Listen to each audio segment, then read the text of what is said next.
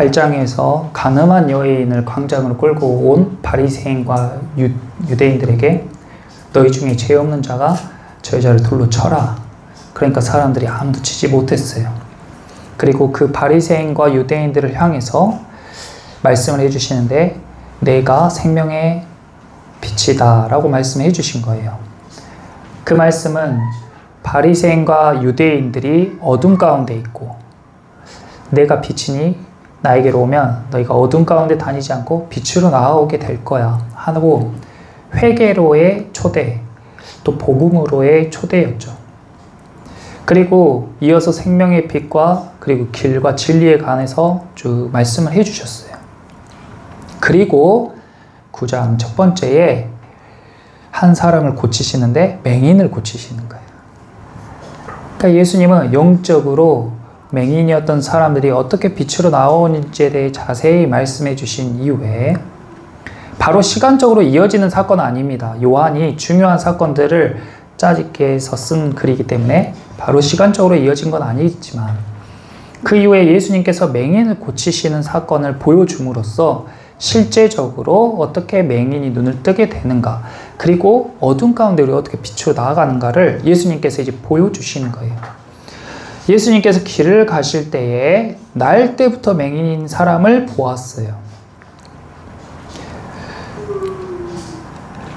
제자들이 예수님께 묻는 거예요. 랍비여, 이 사람이 맹인으로 난 것이 누구의 죄로 인함이니까? 우리는 지난 시간에 우리가 태어났을 때부터 보고 듣고 경험한 것에 의해서 나도 모르게 안경을 쓰게 돼 있다고 이야기했어요. 그래서 그 안경으로 세상을 바라보고 세상을 해석합니다. 그러니까 이 유대인이란 사람들은 이스라엘이라는 종교 국가에서 태어나서부터 성전 중심인 삶을 살고 하나님과 율법 중심의 삶을 살게 돼요. 그리고 그것을 가르치는 사람들인 바리새인들과 대제사장, 그들의 이야기를 어려서부터 계속 듣고 자랍니다. 그러니까 그것이 어느새 자기들의 안경이 돼서 그 안경을 끼고 세상을 바라보는 거예요. 그들이 낀 안경은 뭐냐? 고아와 과부, 그리고 장애가 있는 사람들은 다 죄인이라는 거예요. 왜냐하면 율법에 하나님께 저주받은 사람들로 나오기 때문에 이 사람들은 어려서부터 보고 듣고 배운 게 그냥 그 사람들을 죄인으로 봐요. 그래서 고민하지도 않고 예수님의 시선을 따라서 그 맹인을 딱 바라보자마자 하는 첫 마디가 저 사람은 누구의 죄로 저렇게 날 때부터 맹인이 됐습니까? 하고 묻는 거예요. 우리가 살아오면서 쓰게 된 그 안경을 인지도 못해요. 우리가 눈에 끼는 그 렌즈보다 더 우리랑 한 몸같이 일체가 돼가지고 우리가 끼고 있는 그 안경을 인식을 못한다고. 그리고 그것을 진리라고 생각하고 정의라고 생각해요. 그래서 그것으로 사람들을 판단하고 상황을 판단합니다. 저 사람이 왜 그렇게 됐지? 고민하거나 신중하게 생각하지 않고 내 판단대로, 내 편견대로 평가하고 말하기 쉽죠. 그런 것들로부터 사회적인 약자들이나 이런 불의의 사고를 당한 사람들은 피해를 입고 상처를 받게 되는 거예요. 이것이 한편의 낙인이죠. 이 사람들은 평생을 죄인으로 낙인 찍혀서 살아가게 돼요. 생각해 보세요. 이 맹인은 태어날 때부터 자기는 아무것도 한 게 없는데 그냥 죄인으로 낙인 찍혀서 살아간 거예요. 눈앞이 안 보이는 것도 서러운데 사람들이 저 아이의 죄 또는 저 부모의 죄, 저 부모들이 치명적인 죄를 지었기 때문에 쟤가 맹인으로 태어났을 거야 하는 낙인이 찍힌 채 살아가는 거예요. 그런데 이 맹인을 포함한 이 사회적 약자들은 늘 이런 환경 가운데 노출되고 이렇게 살아갈 수밖에 없는 운명이었습니다. 근데 이들의 삶이 어떻게 바뀌었어요? 이들의 삶이 언제부터 바뀌었습니까? 예수님을 만나고 난 이후부터 바뀌게 된 거예요. 예수님을 만나지 않았더라면, 예수님이 오시지 않았더라면 이 사람은 아마 죽을 때까지 이렇게 죄인 취급을 받으면서 살아갔을 거예요. 우리나라에도 이런 사회적 낙인에 대한 이야기들이 많이 있는데 조선시대에 청나라 군대가 우리나라를 쳐들어온 사건이 있었어요. 병자년에, 병자년. 그래서 이 사건을 병자호란이라고 해요. 청나라의 군대가 우리나라로 쳐들어오니까 임금과 신하들은 백성들을 놔두고 남한산성으로 급히 도망갔습니다. 그곳에서 저항을 했는데 청나라 군대가 그 성을 둘러싸고 포위해가지고 결국에는 전쟁에서 패하게 돼요. 그래서 임금이 밖으로 나와요. 그리고 청나라 왕에게 엎드려서 바닥이 쿵쿵 울리게 머리를 박습니다. 그렇게 엄청나게 치욕적인 일을 겪고 난 후에 우리나라가 이제 전쟁에서 패배했으니까 많은 것들을 청나라에게 빼앗기게 되는데 그 중에 한 가지가 젊은 여자들이었어요. 약 60만 명 정도 되는 여자들이. 그 당시 조선의 젊은 여자들의 거의 대부분이라고 생각하면 된대요. 그 숫자가. 그냥 젊은 여자들은 다 끌려간 거예요. 그래서 청나라로 60만 명이나 되는 여인들이 끌려가가지고 그곳에서 청나라 군대의 성적인 노예가 됩니다. 그리고 시간이 흘러가지고 이제 그 여자들이 자유의 몸이 돼요. 그러니까 이제 고향도 그립고 가족도 그리워가지고 돌아왔죠. 그런데 가족들이 엄청 환대해 줄 줄 알았는데 고향에 갔더니 사람들의 반응이 너무 싸늘한 거예요. 그리고 그렇게 더럽혀진 몸으로 왜 돌아왔냐? 자결해야지 왜 돌아왔냐? 뻔뻔하게 왜 돌아왔냐고 그 여자들을 비난하는 거예요. 그래서 그 여자들은 매일매일 그 정조를 지키지 못한 여인이라는 낙인. 그래서 고향으로 돌아온 여자들이라고 해서 환향녀라고 불리는데 나중에 그 여자들을 비난하는 사람들이 환양년이라고 불러요. 그래서 매일매일 그 소리를 듣고 사니까 견딜 수 없었던 여인들이 동네에서 하나둘 자기 목을 메고 자결해서 나무에 대롱대롱 매달려 있었다고 합니다. 어쩌면 우리도 그 조선시대가 우리가 사는 시대와 그렇게 멀지 않은 시대잖아요. 우리도 그런 시대를 살 수 있었다. 우리도 그런 인생을 살 수 있었다.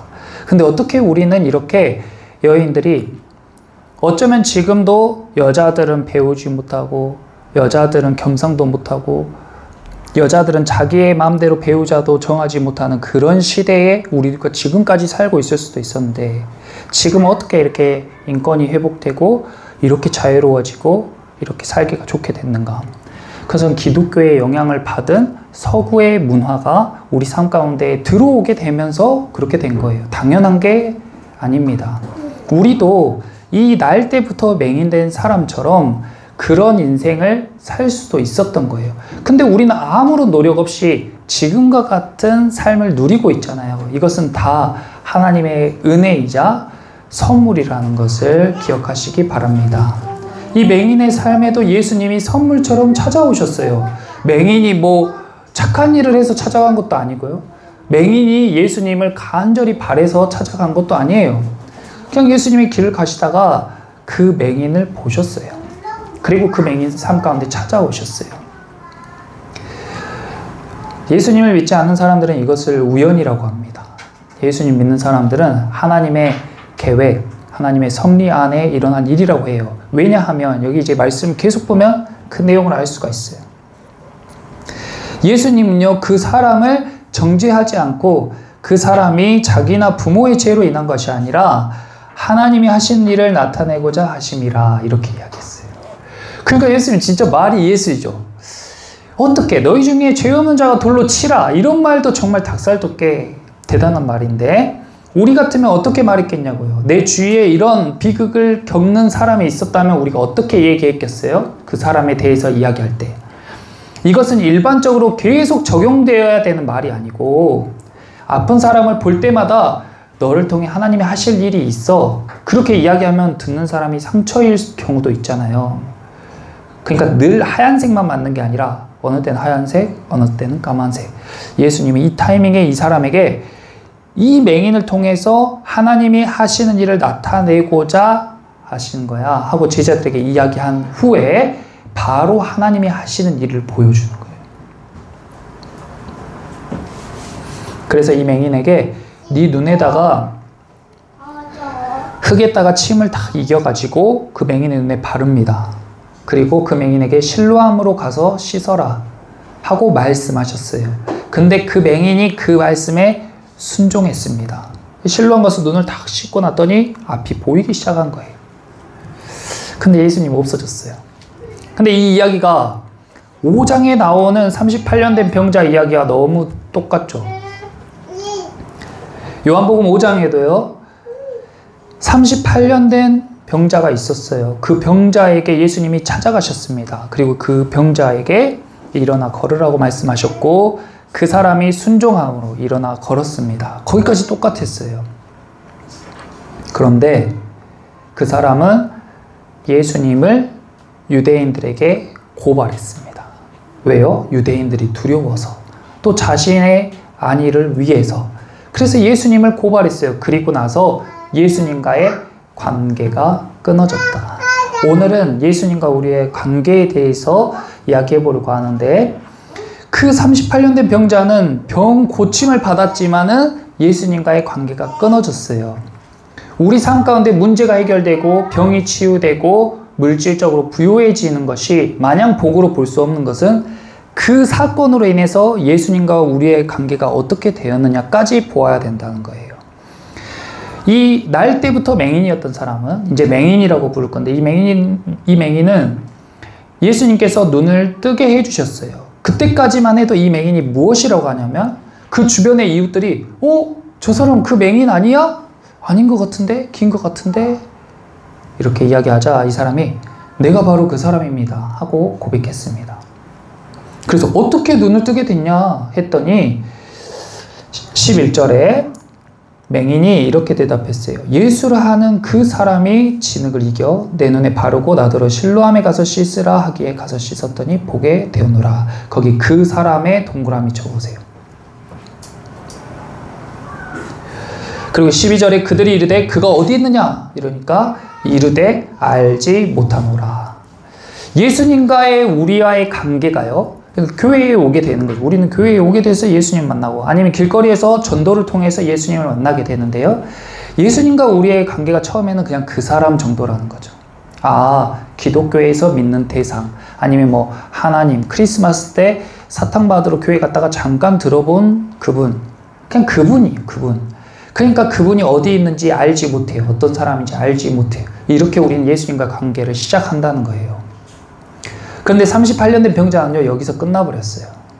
여기서 자기는 나는 병 고침 다 받았으니까 예수님과 볼장을 다 봤다 하고 예수님을 파는 것이 마지막 자기의 유익이라고 생각하고 예수님을 팔고 관계를 끊었습니다. 그런데 이 사람은요, 계속해서 예수님과 관계를 맺게 되는 거예요. 이 이웃이란 사람들이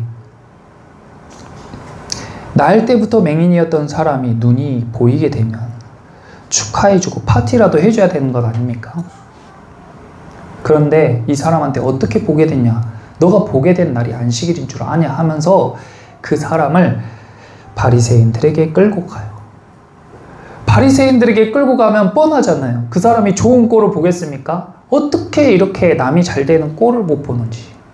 이 사람들 다 성전에 꼬박꼬박 다니면서 절기를 지키고 하나님을 신실하게 믿는 사람들이에요.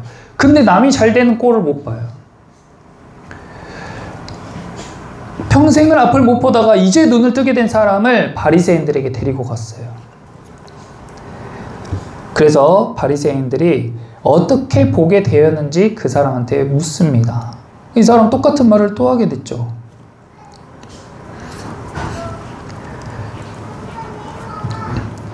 17절에 바리새인들이 그 맹인에게 너를 이렇게 눈뜨게 한 사람이 누구냐? 너를 이렇게 눈뜨게 한 사람이 누구냐? 그랬더니 이제 선지자입니다 하고 선지자의 동그라미 쳐보세요. 이제 이 사람이 예수님을 아는 수준, 그리고 예수님과의 관계가 조금 더 가까워졌다. 이제 예수님을 선지자라고 했어요. 자기의 삶에 영향을 주는 사람, 또는 자기에게 가르침을 주는 선생. 그러니까 예수님에 대한 관계가 형성이 되고 예수님을 높여 부르기 시작했다는 거예요. 이분은 나의 삶에 영향을 주는 사람, 이분은 나에게 가르침을 주시는 분, 이라는 인지가 생겨서 선지자라고 부른 거죠. 우리가 예수님을 만나고 예수님을 믿으려고 하면요, 많은 요소들이 우리를 예수님께 가까이 가지 못하게 막습니다. 여기 이웃 사람들과 바리새인과 유대인 같은 존재들이 늘 우리 주변에 있어요. 피로가 그렇고, 그리고 일이 그렇고요. 그리고 내 감정이 그렇고, 생각이 그렇고, 환경이 그렇습니다. 예수님께로 가까이 가는 것을 계속 막는 거예요. 38년 된 병자는 바리새인과 유대인들이 윽박 지르자마자 예수님을 넘겨버리고, 오, 내 삶이 더 중요해, 예수님은 필요 없어 하고 예수님과 관계를 끊고 자기 삶으로 떠나갔죠. 그렇게 관계가 딱 끊어졌어요. 그 38년 된 병자는 언제든지 내가 다시 예수님께로 돌아가려면 갈 수 있지, 나도 저 무리들처럼 예수님을 따라가려면 언제든지 내가 따라가면 되지 라고 생각했을 거예요. 하지만 그 사람에게 두 번의 기회가 없었다. 그 뒤로 그 사람의 이름은 성경에 기록되지 않았다. 이웃 사람들이 이 맹인에게 이야기하고, 또 바리새인들이 이 사람에게 찾아와서 추궁할 때에 이 사람은 당황하거나 두려워하지 않고 그냥 자기가 있는 그대로를 이야기했습니다.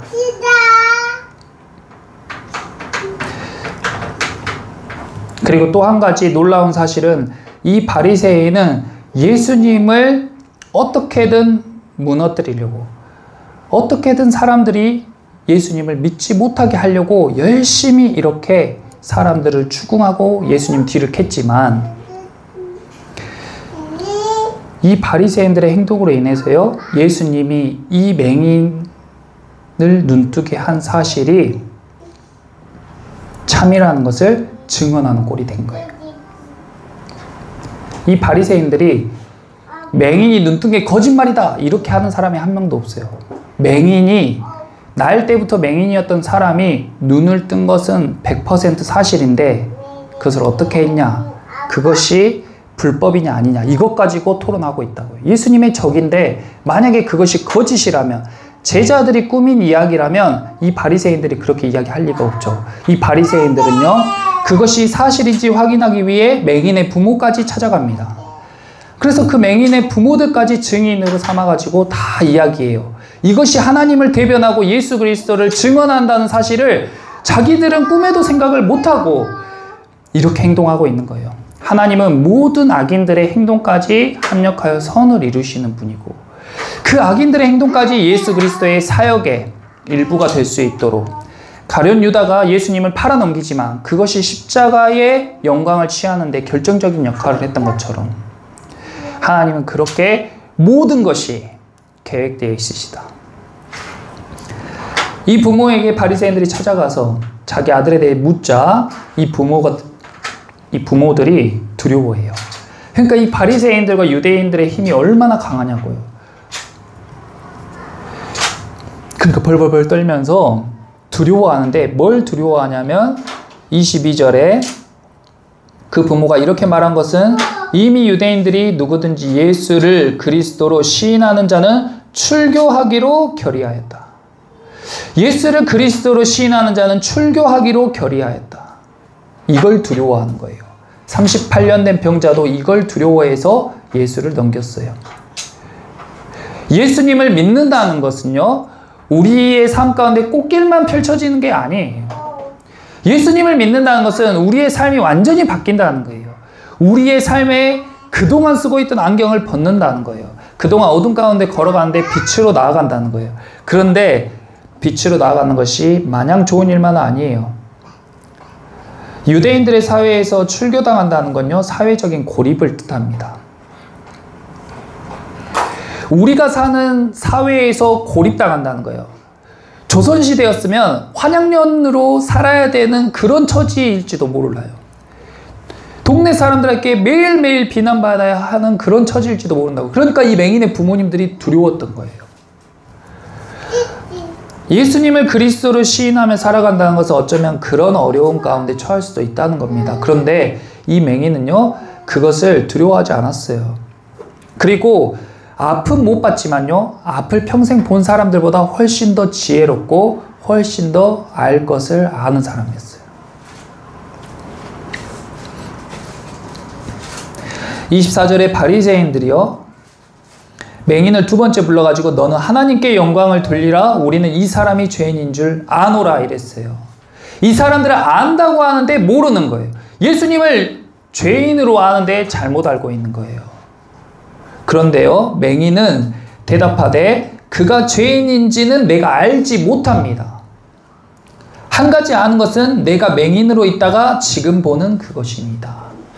이 알미라는 게 얼마나 중요한 건가. 우리는 살아가면서 내가 아는지 모르는지도 잘 몰라요.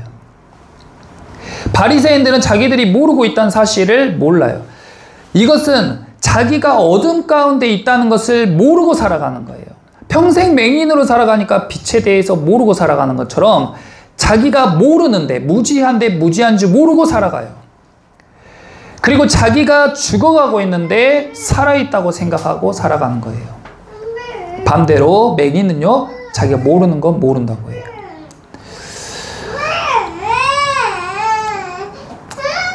그 사람들이 또 물어봅니다. 네가 어떻게 해서 눈을 뜨게 됐냐. 그러니까 이 맹인도 이제 답답하죠. 몇 번을 말했는데 계속 물어보냐. 그러면서 당신들도 그의 제자가 되려 하나이까. 이 말은 무슨 말이에요? 나는 예수님의 제자가 되기로 결정했습니다.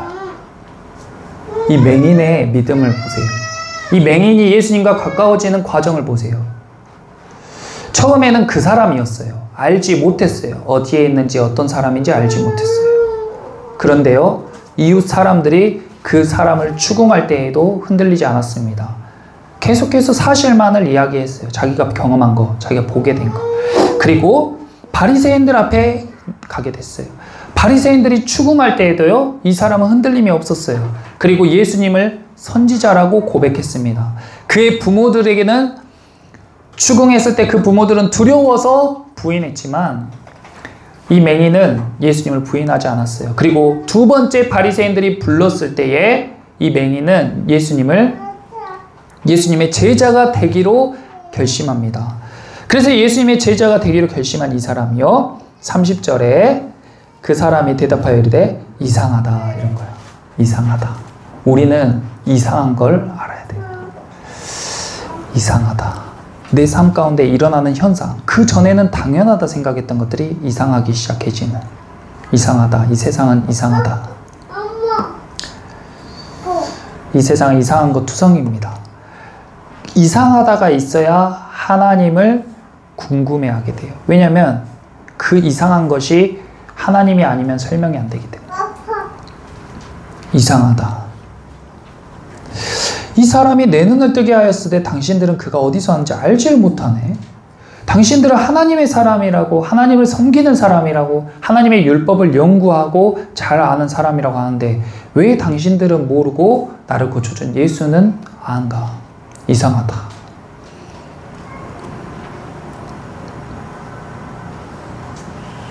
그래서 이 사람이 판단하는 거예요. 맹인이었어요. 제대로 배운 적도 없을 거예요. 날 때부터 맹인이니까.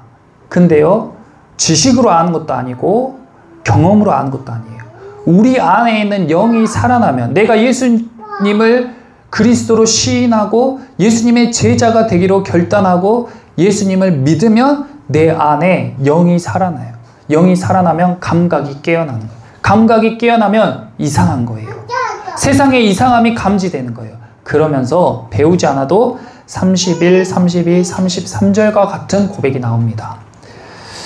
같이 한번 읽어볼게요. 31절부터 33절까지.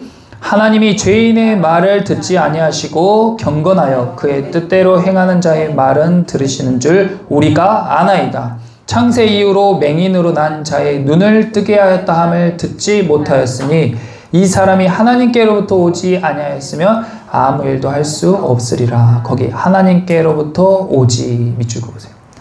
이제 예수님과의 맹인과의 관계가 하나님으로부터 온 자까지 깊어진 거예요. 예수님은요, 우리 삶 가운데 예수님 눈에 안 보이죠. 예수님은 내가 생명의 빛이라고 말씀하신 이후에 제자들과 사람들이 그것을 깨닫지 못하니까 맹인을 통해서 실제적으로 그걸 보여주셨어요.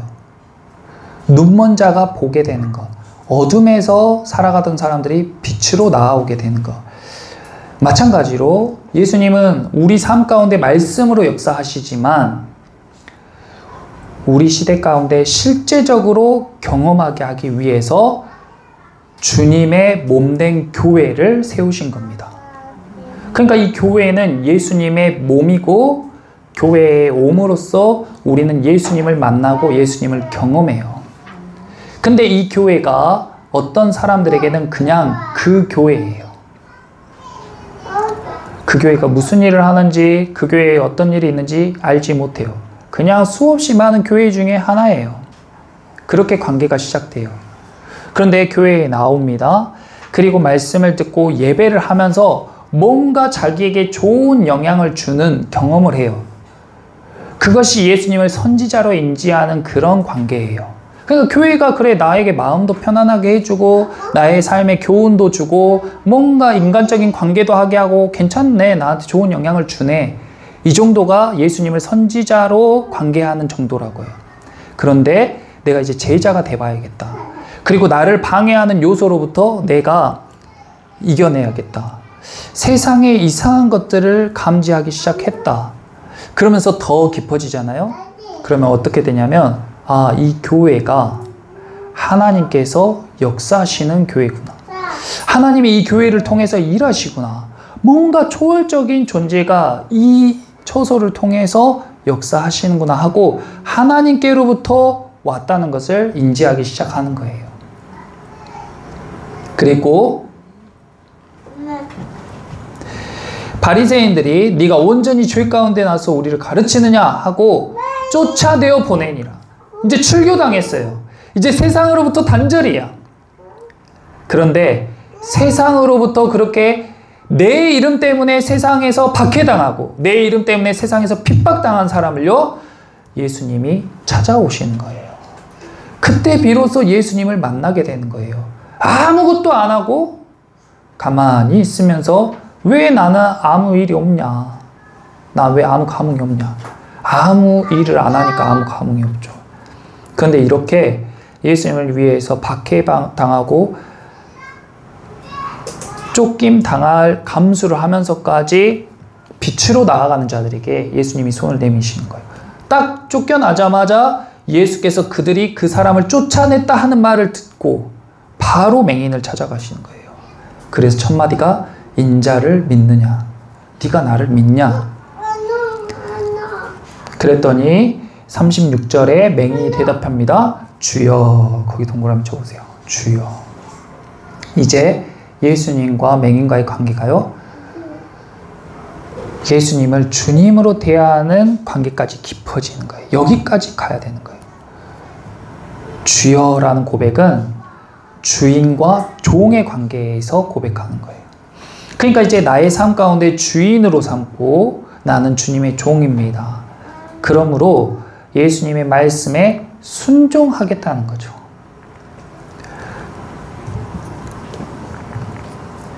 그러니까 교회에 그렇게 충성 봉사하면서 종처럼 사는데 그것을 교회에 다니지 않은, 예수님을 믿지 않는 사람들이 보면 세상 어리석고 정말로 답답하고 한심하죠. 근데 그것은 예수님과의 깊은 관계에서 나오는 순종이고 헌신이에요.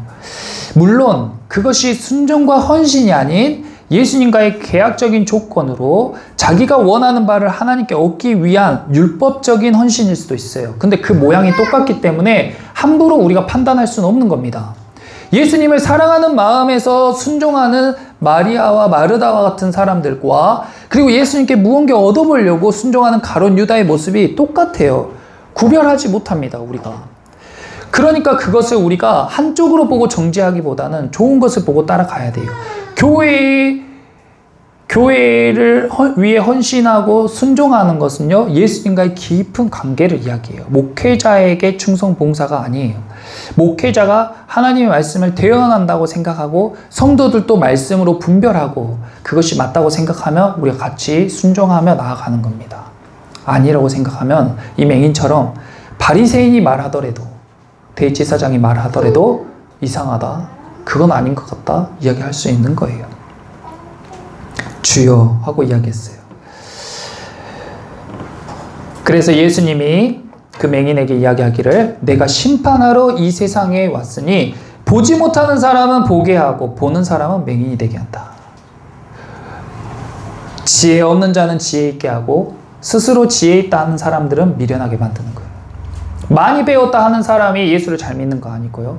돈이 많은 사람이 예수를 잘 믿는 것도 아니고 힘이 센 사람이 예수님을 잘 믿는 것도 아니에요. 오히려 예수님은 약한 자를 들어쓰시고 강한 자를 낮추시는 주님입니다.